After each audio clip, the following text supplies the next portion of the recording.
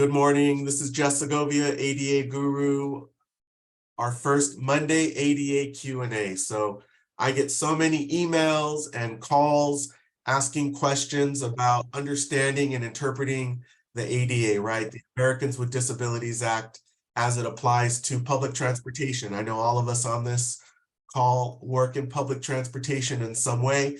You could be in management, you might be a trainer, you could be in paratransit eligibility, right? And so there are just so many different ways that we work in the ADA, so many different ways that it impacts the work that we do and our daily tasks even. And so I wanted to start a series of webinars. This is the first for me to answer your questions. I do have some questions that I've set up here. I think the couple of the questions that I have are really some good jumping off points for us. They've in the past led to some really good communication and discussion. I think one of the most challenging aspects of the ADA is not so much memorizing all of it, which is very difficult to do, right? But really what I teach and train everyone to do is to understand and sort of embrace the philosophy behind it, right? And help everyone make those types of the decisions, consistent decisions. How do we handle certain types of ADA incidents and really provide consistent and compliant service, right? That's really important for us to do that. So we still have a few people coming in. That's great. So let's start with the first ADA related incident and we'll go from there. And please at any time do unmute yourself. I want this to be a discussion. This can lead to some type of incident or issue that you have experienced lately. And I think this will be a really good jumping off point for us. And we're almost at capacity. We just hit 91 people. So here is this incident. A paratransit driver consistently reports to dispatch that they are receiving requests for ambulatory riders wanting to use the lift to board. The driver refuses these requests for the use of the wheelchair lift by those not in wheelchairs. I'd love to get some feedback from any of you. What really jumps out at you here in this incident? This was an actual email that I received from someone in the last few months. And I think there's a lot here for us to build on with regards to understanding what riders with disabilities can and cannot do, right? We have a comment here. Anyone should be able to use the lift. Lifts are available by request to anyone. Some disabilities are hidden, so you're hitting on some really key elements. What jumped out to me immediately was I could tell the use of the language that they're using, right? They're calling this, or they're allowing the drivers anyway, to call the lift the wheelchair lift. And so the language that we use can be very limiting, perhaps, can also be very liberating, right? And how we provide assistance to people with disabilities. And so one of the first things that I shared was, let's talk about the language that you are using. And so when we use proper language, those of you that have taken my training, and I have some webinars coming up next Tuesday, I think, is ADA Paratransit Eligibility, and next Wednesday is the ADA ADA Compliance Requirements webinar. And so in those trainings, I talk a lot about using people first language, right? You'll hear me always say people with disabilities. That's very important, because when maybe in and of itself, I don't want to say it's not important, but in and of itself, it may not be a very significant issue when we think about it in a very short period of time. But in the long term, if we are not referring to some of our riders as people, as individuals, when we have decisions to make and when we need to consider the human element of the transportation services that we are providing, there could be opportunities. And I've worked with some individuals where they've taken for granted that these are people with real struggles and not a count of wheelchairs. I've worked with some agencies where they use the term wheelchairs. Oh, I had 4 wheelchairs today. That's discounting that these are individuals, right? That these are people. I've worked with agencies where they use the term ADAs. Oh, we boarded 4 ADAs today. Again, we are sort of dehumanizing a portion of our ridership. So we want to be really careful with that. We have a comment here: customers should be provided the dignity of choice. Customer education to add the Lyft platform to their files so riders can be prepared on where to deploy the Lyft and add extra dwell time to the route. So that sounds like a great approach, a great philosophy. Those of you that have taken my training know that I like to use the term embracing the spirit of the ADA, right? We have choices in ADA compliance. I got nothing. I can't hear anything. We have choices here with regards to whether we provide accommodations to riders or not, right? How much assistance we provide. This is also, I think, one of the more challenging areas of the ADA. How much assistance are we supposed to provide? What is, and the ADA uses this term to provide a reasonable level of assistance, right?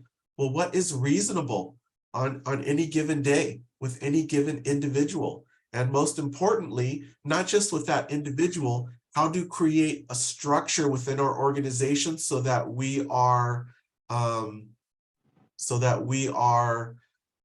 providing consistent services to all.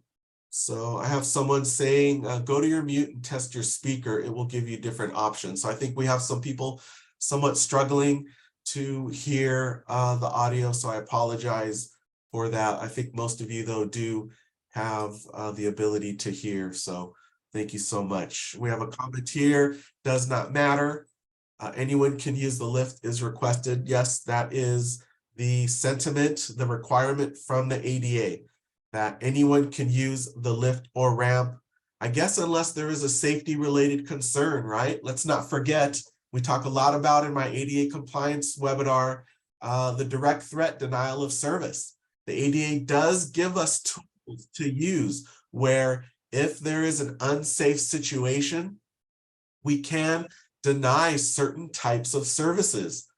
I had a client send me a picture the other day. Oh, maybe this will be something we talk a little more about in our next ADA Q&A, but it was a picture of, anyone ever seen a wheelchair designed for the beach? And they have these giant donut wheels. Well, someone tried to bring this wheelchair onto a bus. And so do we need to accommodate it, right? Hopefully you know that we have a definition of a wheelchair. This is another great example of what makes the ADA and being ADA compliant challenging for many agencies, because you have decisions to make. You can follow the strict definition of a wheelchair. Wheelchair is 3 or more wheels, designed, modified, and used by people with mobility disabilities, right? Usable indoors is a part of that definition. So here we have a wheelchair coming along that's designed for the beach. So it does not technically meet the definition of a wheelchair according to the ADA. And here's where the choice comes in. Is your agency going to be one where you closely follow the definition, which is a choice? I'm not going to say that is a bad choice, right? Or is your agency going to be one where you provide additional accommodations when you are able, when it's reasonable, when it's safe?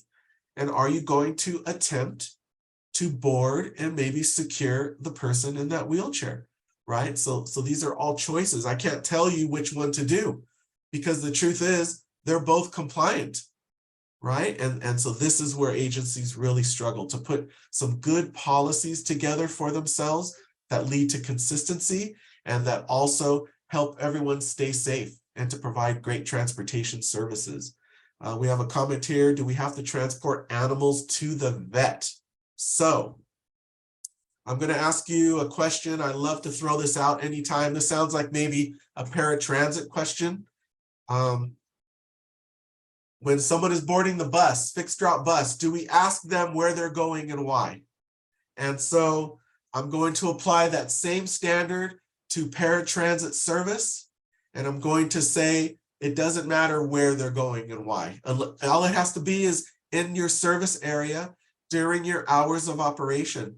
And so if it happens to slip, oh, I'm taking my dog to the vet, and you feel very strongly, no, our services are for the individual, not for the animal. I'm going to tell you that you're a little off course in that interpretation, okay?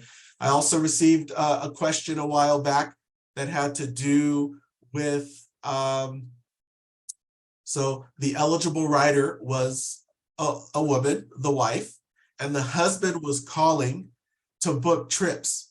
And the reservationists believe that the reservation and the trip was for the husband, not for the wife.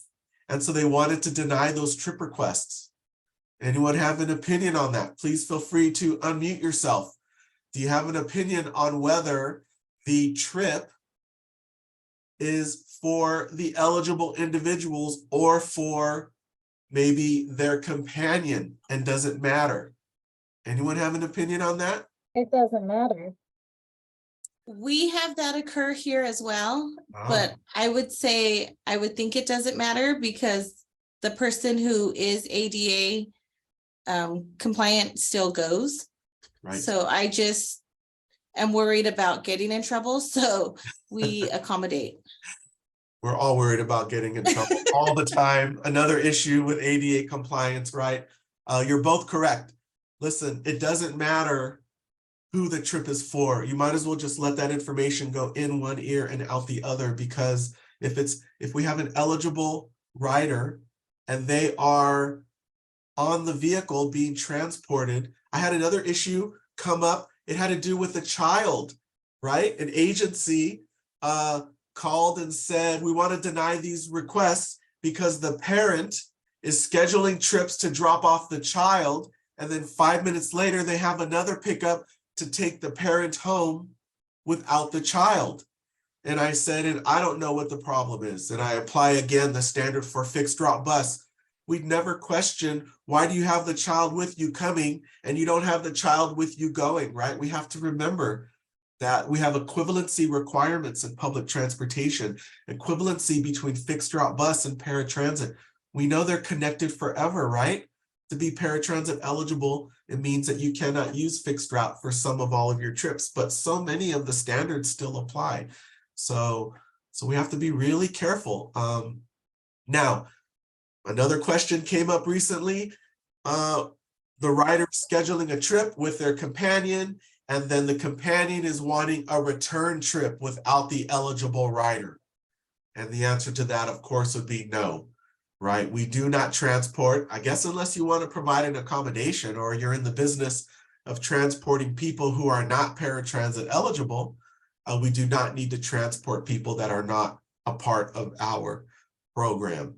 I hope that those are some great examples there. Sort of the same issue, but different riders, different situations, different combinations. And so here's another comment. We have multiple ADA paratransit riders who don't like their negotiated times and will cancel and rebook the ride multiple times, trying to get a different time, sometimes upward of 10 times a day. Are there any restrictions we can place to help our scheduling and dispatchers? Wow, what a great question that is. I throw it out to the community here. Anyone deal with that? I'd love to hear if you have any interesting approaches to handling this kind of situation. We have a response here. We have the same issue. If the new request is not 31 minutes or more from the original time, we just uncancel the canceled ride and give them the same time that was originally provided. That's interesting. Do they not, is that not the same as holding them to the 24-hour requirement? Like giving them 24-hour advance notice, or is making a change different? Well, it's not 24-hour advance notice, it's day before. Oh, okay. Yeah, so we need to be sure if we have a one-day reservation policy, right? I can call anytime today or anytime tomorrow. Not, I have to call today by 9 a.m. to get picked up tomorrow at 9 a.m. So that's a very important clarification there. But I don't know of anything in the ADA that touches on this. I think what we want is a policy, and this is a very interesting one, 31 minutes or more. I think we just need consistency, right? And we also want to communicate our policies to our riders. I have a lot of clients and agencies that contact me and they're struggling with an issue. Let's just say it's something like this. And so they want to implement a policy. We have to be very careful when we do implement something new that we don't just sort of make it up and put it into motion and don't communicate it with our riders. We need to create realistic expectations. So when we talk about service animals, for example, as a quick example, and then I'll come back to this. We talk about we can deny services to animals when they are acting in an unsafe manner, right? Well, I feel like any service animal policy that does not also include very specific examples of what unsafe conduct by a service animal is, I feel like we're sort of just throwing things out there and leaving it up for drivers and operators to figure out on their own. And we don't want that, right? So animals that are barking incessantly, lunging, nipping, biting, growling, right? These are examples of unsafe conduct. At least many agencies consider these to be examples of unsafe conduct, and I agree with those as well. So you can see how adding a little more detail can help with not only our drivers, operators, in having a realistic definition that they can apply in service, but also for our riders to know what kind of conduct could lead to them potentially being denied services. And so back to the issue of someone abusing, or it sounds like potentially abusing, the reservations process, I would say that an agency needs to have some type of internal process for documenting canceled trips. And there may or may not be a system for this in your scheduling software, but we also need to consider perhaps providing them the pickup time that they want. Now, the way the system is supposed to work when you make a reservation, okay, is that a person calls in and then they request a pickup time. Let's say, I'd like to be picked up at 9 a.m. Now, I know of agencies that have a policy, and I discourage this policy because I do not personally feel like this is compliant and in the spirit of the ADA, okay? But because we can negotiate 1 hour before or after their requested pickup time, this agency's policy is to automatically book them an hour from their requested pickup time. That seems unreasonably limiting, right? So that's just one extreme example of some policies that I have heard agencies have in place. For whatever reason, they don't want to give people their requested pickup time, okay? Now, if you don't have that type of process, and I hope you don't, and you simply look, the reservationist looks at available pickup times within their 2-hour window, and then it gives them the available pickup time, right? Or you have to squeeze someone in because why? We cannot have capacity constraints, right? And so even if this person cancels and calls back an hour later, it's the same process. I'm looking through my availability and I give them an available pickup time. And then let's just say they cancel that one and call back an hour after that, right? So I know we worry about, or maybe it's slowing down our reservations process because we're getting all of these additional phone calls for reservations, but the process in and of itself should not be different. And so I know it's a little easier said than done to try to, it's not necessarily always as simple as just here's an open slot and putting someone into it. I know you have capacity constraints.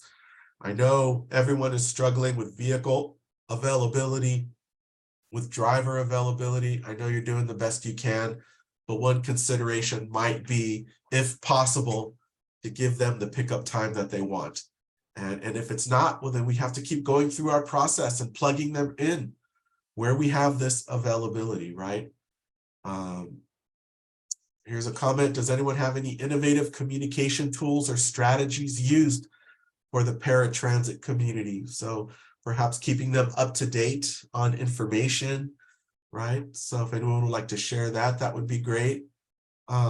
Here is a question on, in regards to paratransit, looking for guidance in determining eligibility for individuals residing in an inpatient locked mental health facility. Wow. In specific, the transition facility is for individuals transitioning to become independent in the community. However, the facility says it's not likely that their residents will discharge. Applications provide information on their history of psychotic, violent, uncontrolled behavior towards themselves and others. Excuse me. Some have identified that they will be escorted with a PCA. From the documentation provided, the individual seems unfit for public transit. Is it appropriate to deny applications for individuals that provide documentation of this type of behavior? And so we talk about the safe use of public transportation services, right?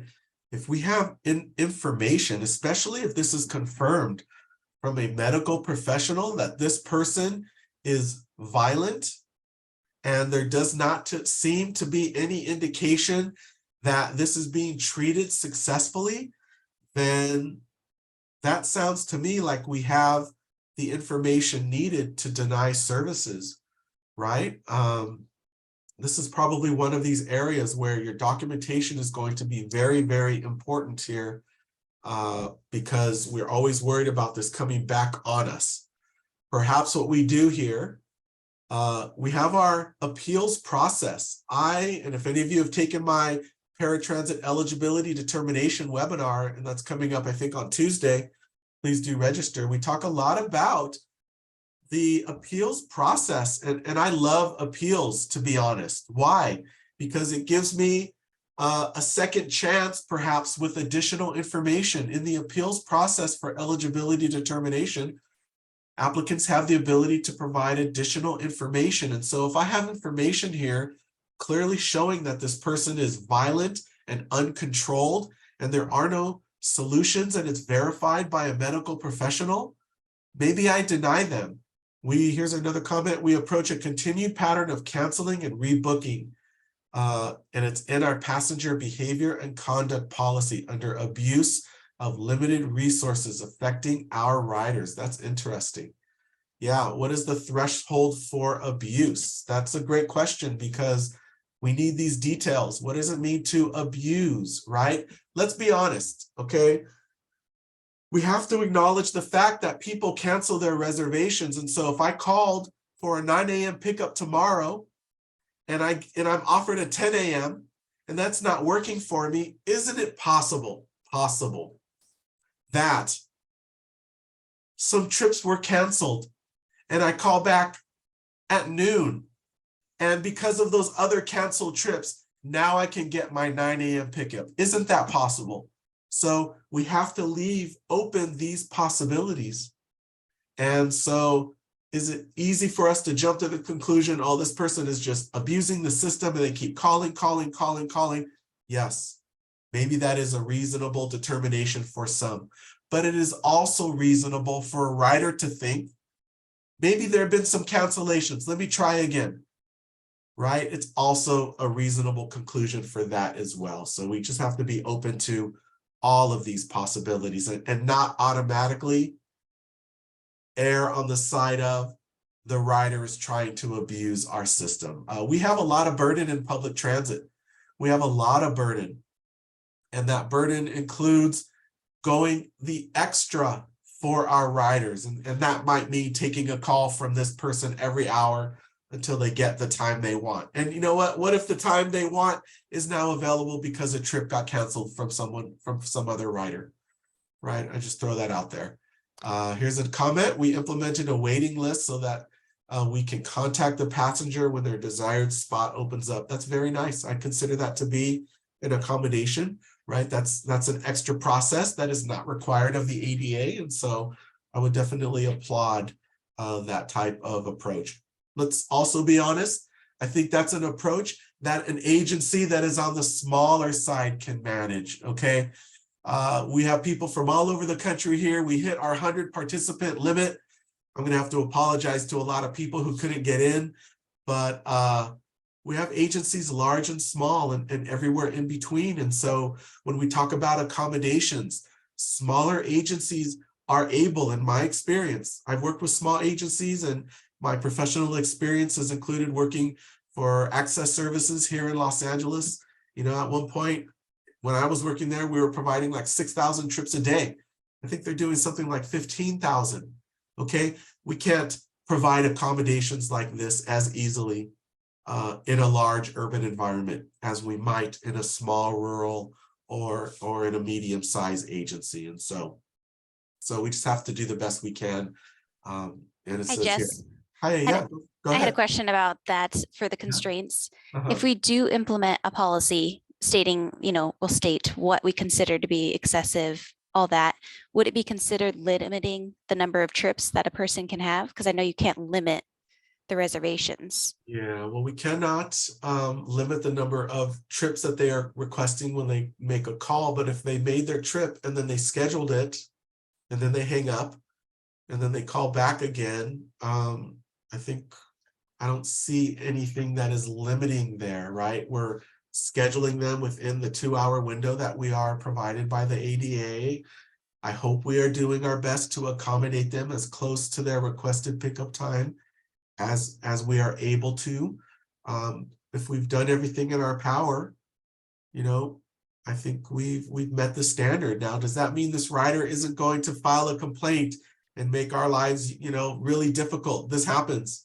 There have been so many people where, my team, we've tried to accommodate when I work for public transit agencies to provide accommodations, bend over backwards as much as we can do. And there were just some riders we could never satisfy. And so we have to be prepared for that, right? Sometimes we try to help and accommodate and they don't like it. And then they show up to our board meetings and then they're complaining about us. And we always lose that battle, right? To executive management in particular, because it looks like we're discriminating against this poor disabled person. They came to the meeting, right? Clearly they're disabled. Clearly they need help. That could be a very frustrating experience, especially if you do have a board of directors and they are not transportation professionals. And these people come to make comments, our riders come to make comments to them. That can be a very challenging experience. It can look like we're not being particularly accommodating or understanding of their challenges. And of course, we're just trying to follow the policies we have. We're just trying to follow what the ADA allows us to do, including when we have to deny someone because their animal is acting unsafe. I think that's a good example. I've had riders with disabilities with their service animals who we denied service to, validly denied services because of the conduct of the animal, and they show up, and on that particular day, the animal is just lovable and sweet. And the board members are like, are you kidding me? Why are you picking on this poor rider? And later we show them the video, but in the moment, we've lost. So that's a very frustrating experience, definitely. Yeah. Well, I don't want to take up too much of your time today. We will be doing this regularly, at least a couple times a month. Here's an interesting example that I'll end on. This is for fixed route bus.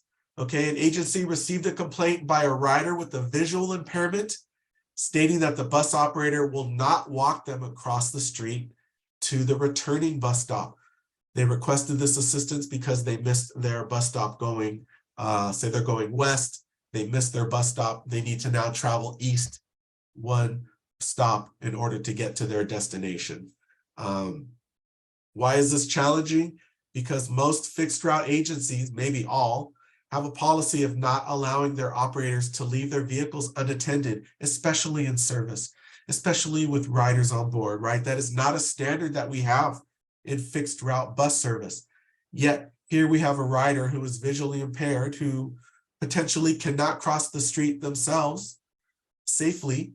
And so here we are in this crossroads, right? And so in this particular example, what we learned when we investigated was that this was happening regularly and that our bus operators were indeed walking this person across the street and leaving the vehicle unattended. And so we found out about it because we had one bus operator that actually chose to follow policy and deny that request. And so another really challenging issue where the ADA gives us the opportunity to, of course, keep our vehicle and our rider safe, right? But then here we have a rider who is potentially in a vulnerable position. This would fall under what? What area of the ADA would this kind of request fall under?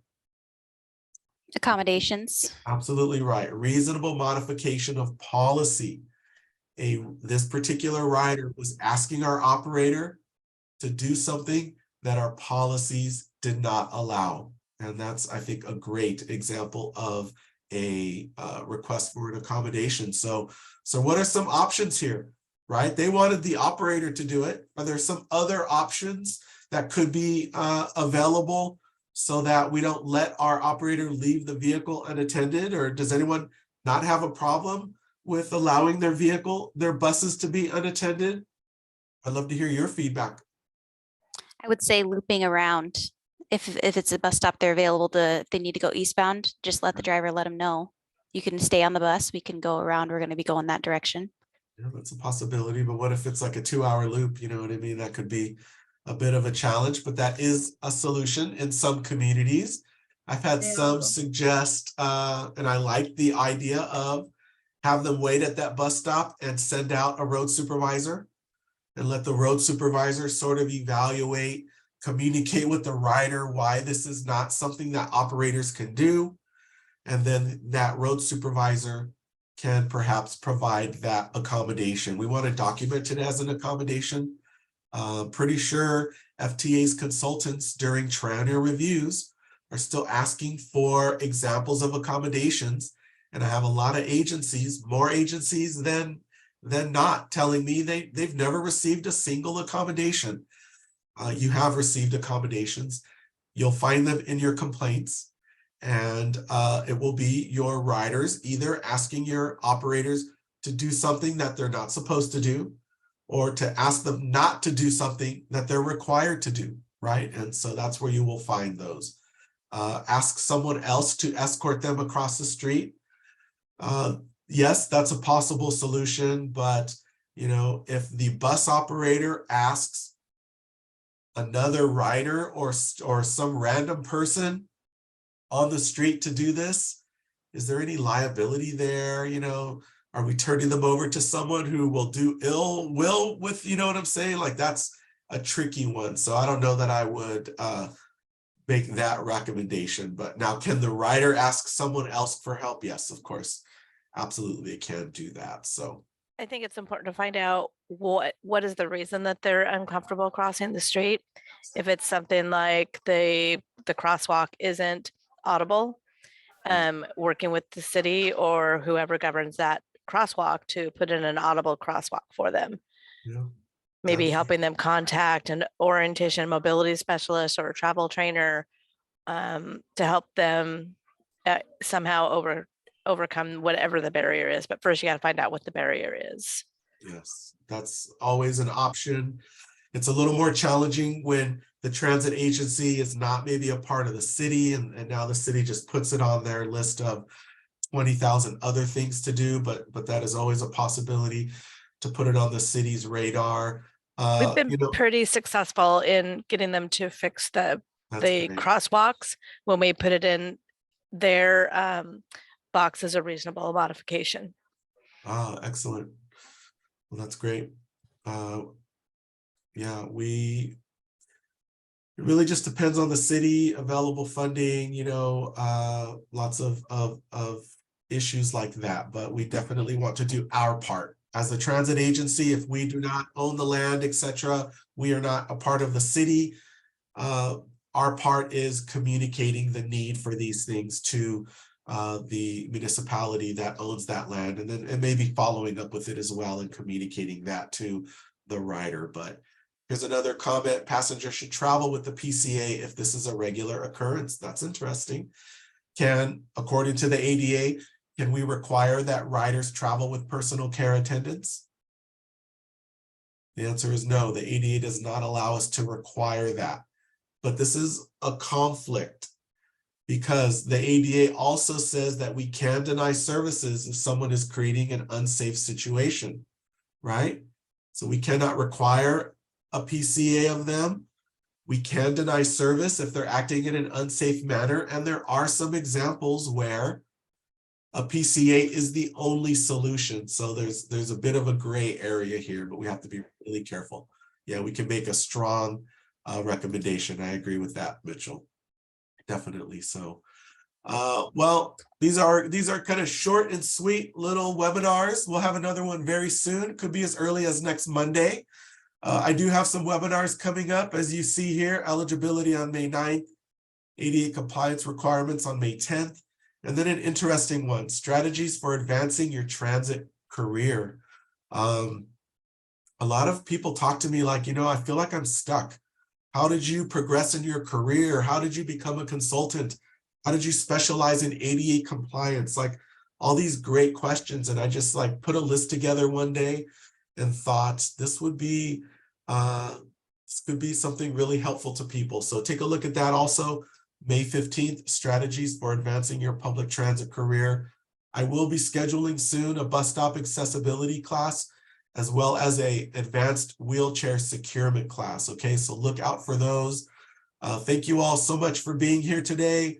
We'll definitely be meeting again via webinar.